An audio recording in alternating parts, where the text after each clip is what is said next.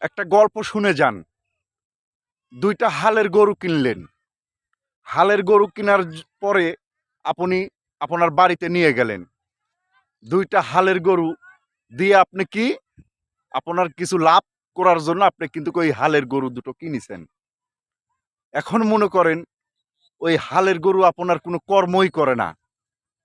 আপনার ফলাফল লাস্টে কি হলো? কিনে ধরা খেলেন বা লস খেলেন। আপনার ভাগ্যে কি আসলো? জিরো।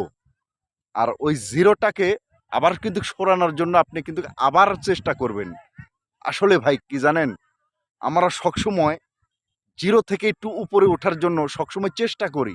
তো এই চেষ্টাগুলো করতে হবে ভাই। ওই শূন্যগুলোকে সরায় দিয়ে আপনাকে ভালো কিছু কাজের দিকে আগাইতে হবে। যেটাতে গেলে আপনি এই দুনিয়ার বুকে সফলতা অর্জন করতে পারবেন। ভালো থাকবেন, সুস্থ থাকবেন।